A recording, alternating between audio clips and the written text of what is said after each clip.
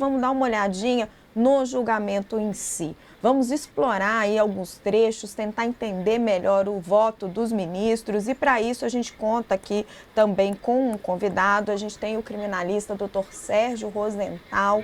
Dr. Rosenthal, seja muito bem-vindo ao UOL News. Desculpe se o senhor ficou nos esperando um pouco. Seja bem-vindo. Eu não ouço o Dr. Sérgio. Seja muito bem-vindo, doutor Sérgio. Agora sim. Nosso Agora sim. Quase boa noite, Muito 17h50 neste momento. Não há problema. Doutor Sérgio, quero convidar você, o Léo, a Carla e quem está nos acompanhando a assistir alguns trechinhos do julgamento. O primeiro deles que eu queria trazer é quando o ministro Alexandre de Moraes fala da minuta do golpe. Ele diz que não há dúvida de que Bolsonaro tinha ciência da minuta do golpe, que a dúvida possível é o que ele queria fazer com isso, que isso vai ser discutido ao longo do julgamento. Vamos ouvir.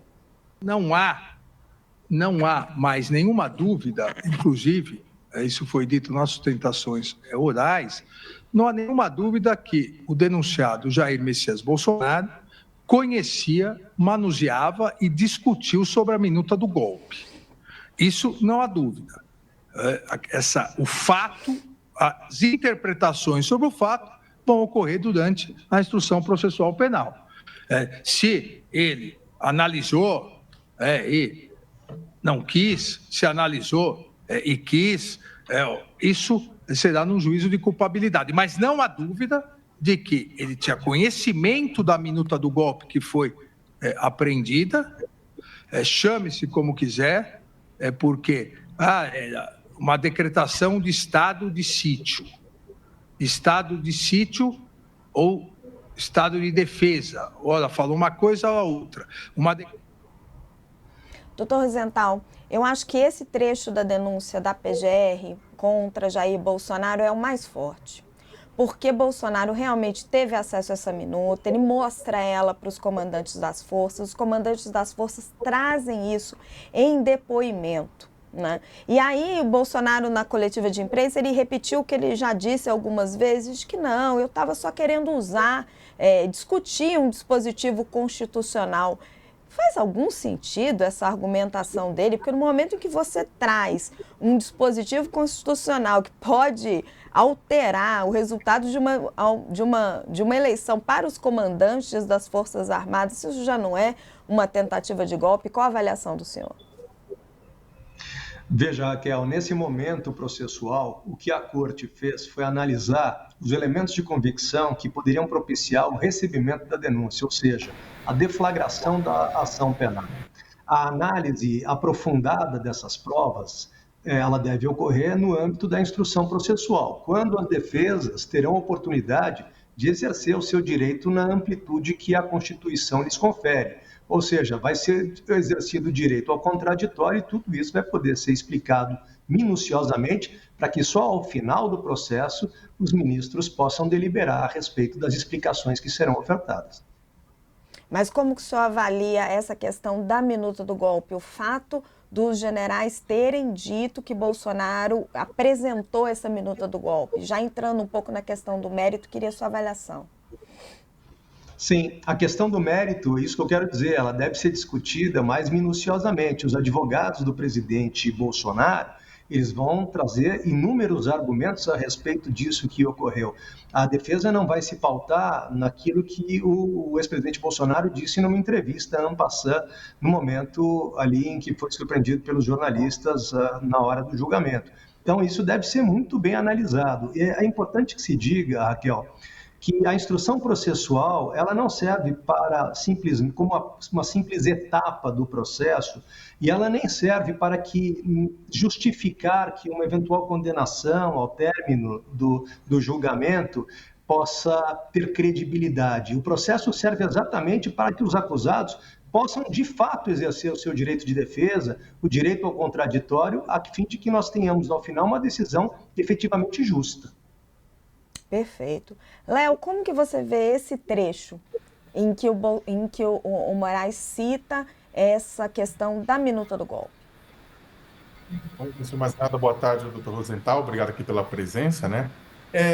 Olha, eu concordo com você, Raquel, com relação a todos os elementos que conectam o presidente Jair Bolsonaro, digamos, à cena do crime, para usar um jargão, a minuta do golpe, essa minuta, para lembrar todo mundo, que garante às Forças Armadas, né, poder de intervenção sobre o Tribunal Superior Eleitoral, né, ou seja, em outras palavras, melar a eleição, né, é talvez um dos elementos mais fortes. A gente sabe que o golpe acabou não acontecendo pelas informações que chegaram a nós através das investigações da Polícia Federal, exatamente porque o ministro da Marinha, ministro da Marinha, desculpa, comandante da Marinha, Almir Garnier, teria garantido seu apoio a que esse documento se tornasse realidade, que ele viesse, então, essa realidade não, que ele viesse a ser executado, né?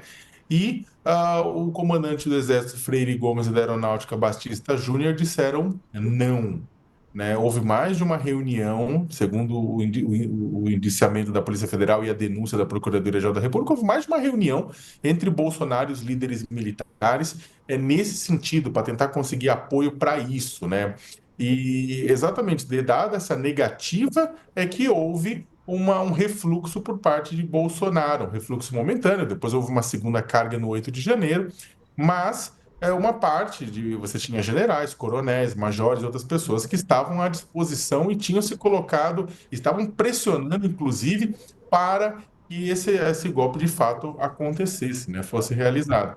E aí eu queria aproveitar a deixa, exatamente para perguntar uma coisa sobre isso ao doutor Rosenthal.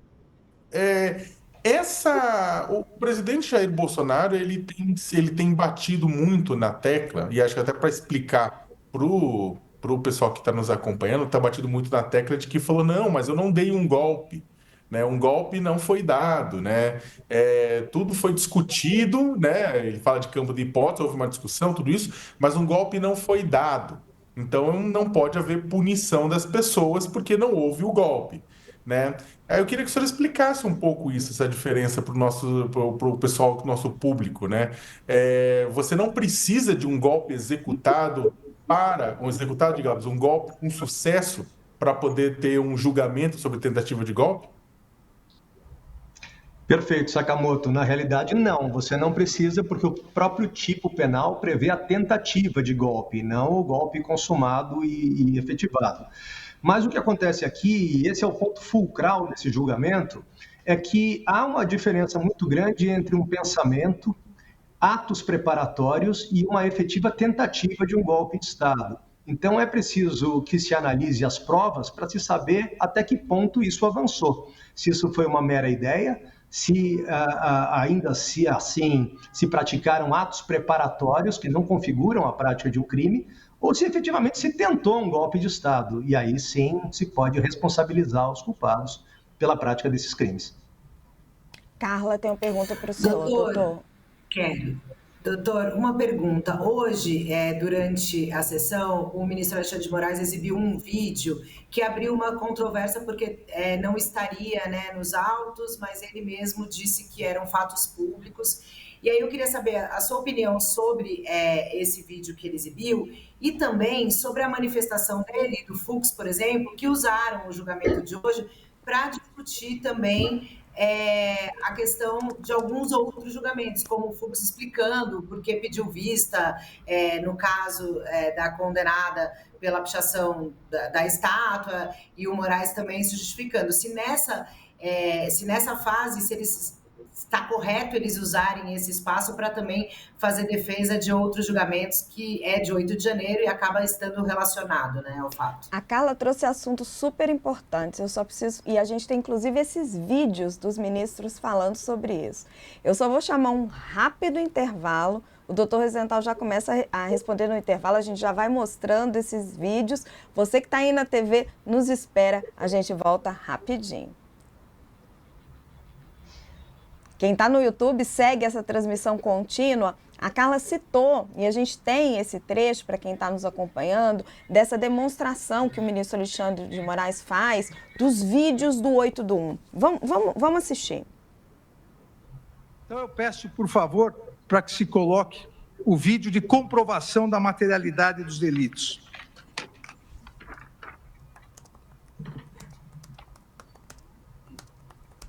Aqui, seguindo o que a Procuradoria-Geral denunciou, os acampamentos golpistas, em que mais de 570 réus confessaram que queriam intervenção militar. Aqui, na sequência da denúncia, os atos violentíssimos de 12 de dezembro, no dia da diplomação do então presidente, do presidente e do vice-eleito. Brasília está em chamas. São quase uma dezena de automóveis pegando fogo. Se isso não é violência, né, o que seria uma violência? O absurdo de uma violência programada. Aqui, no dia véspera de Natal, a bomba, o caminhão-bomba, que colocaram uma bomba, se explodisse a bomba, centenas, se não milhares de pessoas morreriam. Vamos entrar e tomar o poder. E aqui o dia 8 de janeiro. Isso não é violência?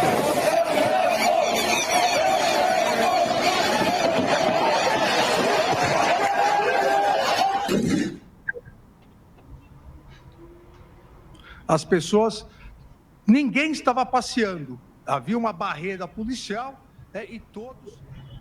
Então, nós tivemos uma sequência aí, gente. O ministro Alexandre de Moraes mostrou esses vídeos enquanto ele estava sustentando ali o voto dele. Eu comecei a receber mensagens de advogados das defesas dizendo, olha, esses vídeos não estão nos autos, o ministro não poderia estar mostrando isso, né? Publiquei uma coluna sobre isso no UOL. O ministro, no final do julgamento, falou sobre isso, sobre essas críticas dos advogados de defesa. Vamos ouvir. Já tem gente dizendo que isso não está nos autos. Não. Da mesma forma que eu poderia, no meu voto, descrever isso por escrito, poderia colocar áudio ou poderia colocar vídeo, porque tanto o Código de Processo Penal quanto o Código de Processo Civil permitem fatos notórios e públicos que o juiz utilize.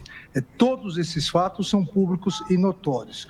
Não, presidente, é falta de seriedade, às vezes, essa milícia digital que já começou de novo. Ontem começou no julgamento e hoje...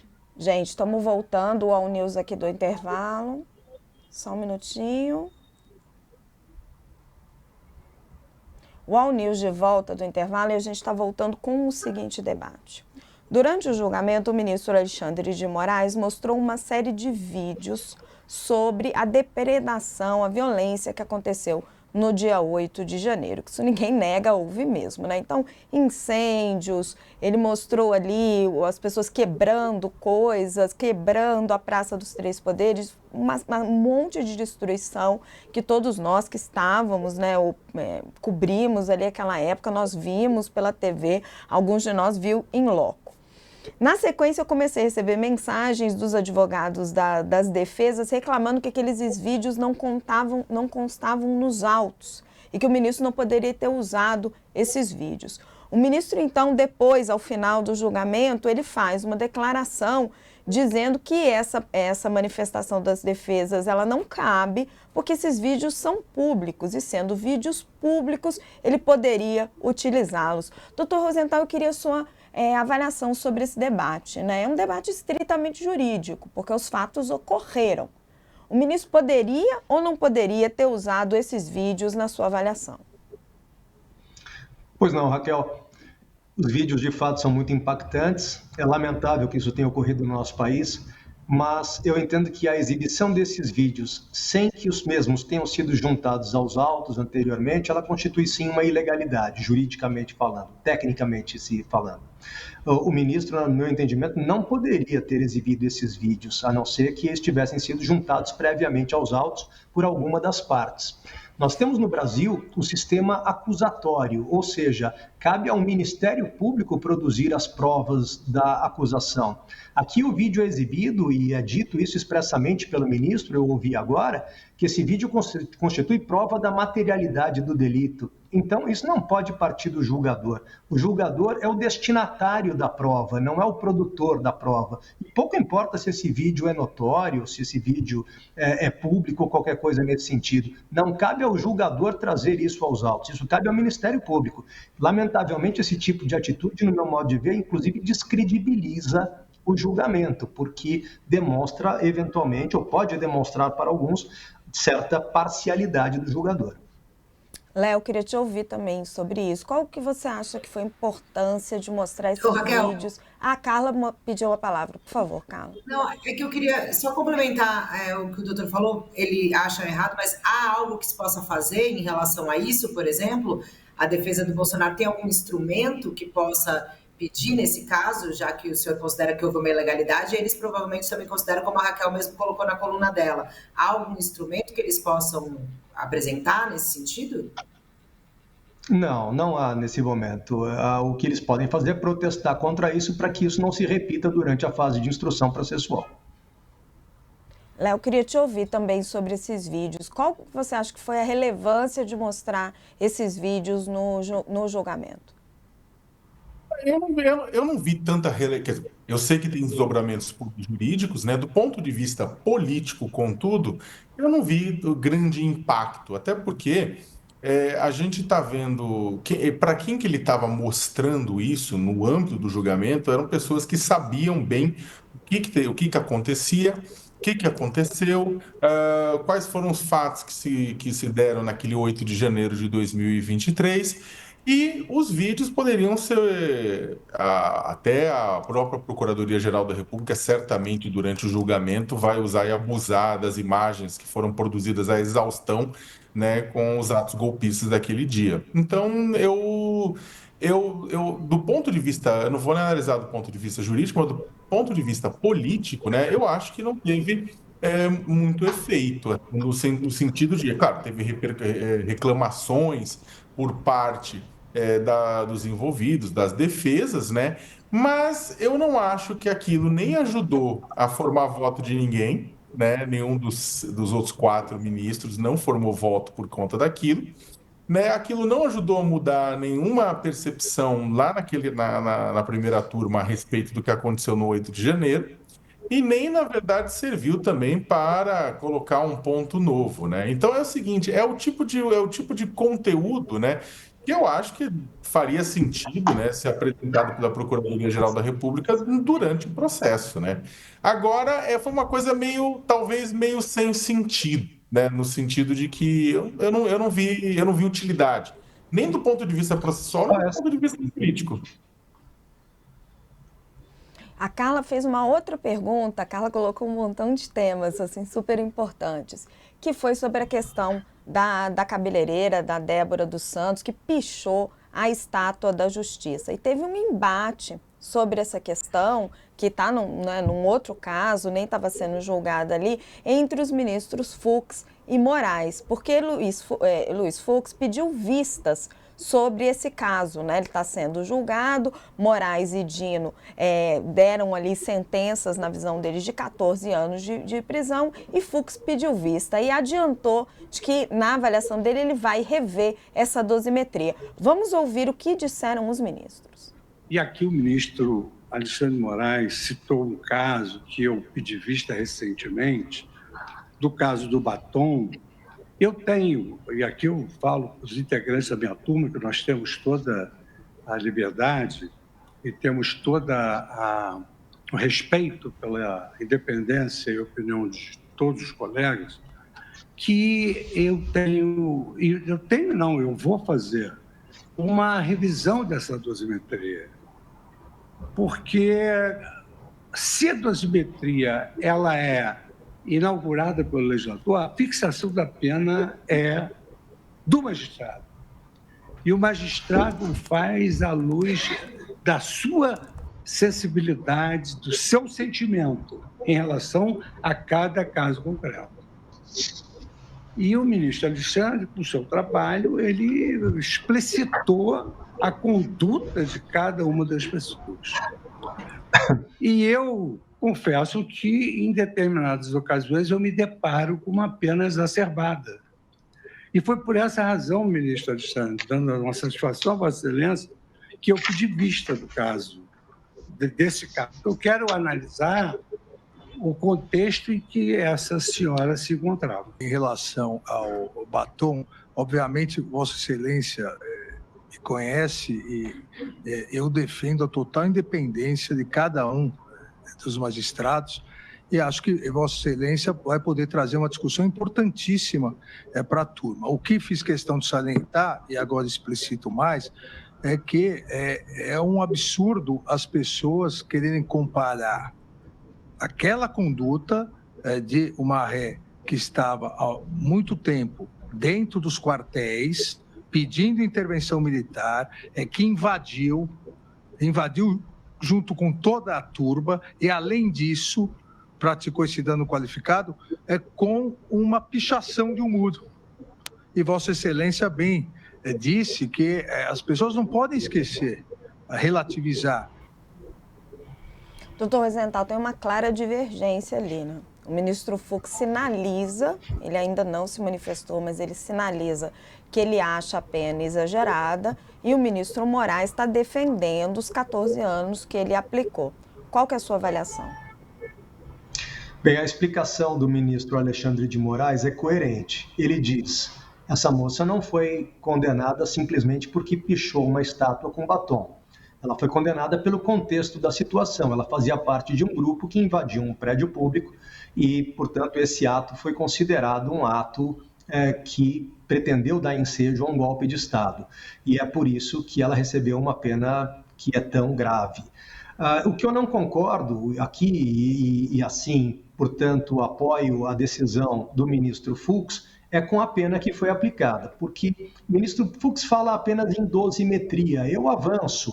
Eu entendo que não apenas a dosimetria é equivocada, como a própria classificação dos crimes. Eu entendo que aqui a mesma conduta foi punida mais de uma vez, como, por exemplo, quando se imputou a essa moça e a outros acusados do 8 de janeiro, o crime de golpe de Estado concomitantemente ao crime de atentado contra o Estado Democrático de Direito. Entendo que deveria ser um ou outro. E aqui, portanto, com a soma das penas combinadas para cada um desses tipos, são crimes graves, a pena efetivamente é uma pena exacerbada.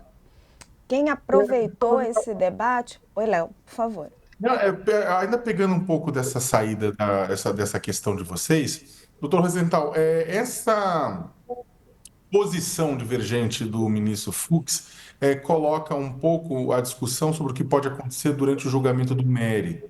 Ao final do julgamento, caso o placar seja de 4-1 para a condenação do presidente Jair Bolsonaro, hipoteticamente, esse 1 do ministro Fux pode fazer diferença?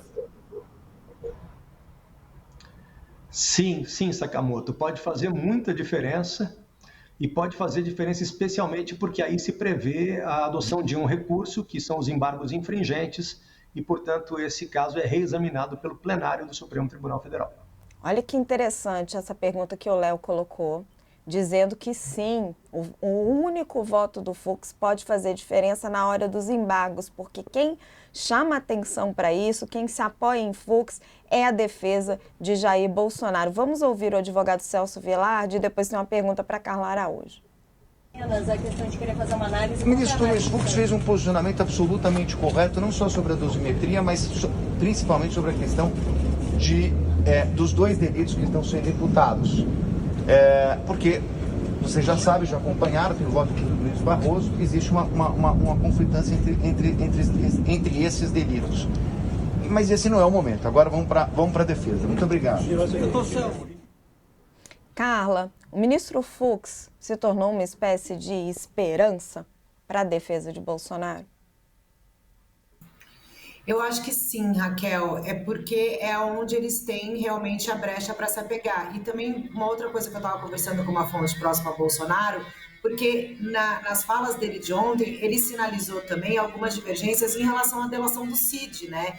Que ele diz que estranha o fato de Cid voltar a ter vários depoimentos, mas ele fala que não é a hora de se avaliar se a delação vai ser válida ou não, porque não é o momento para isso.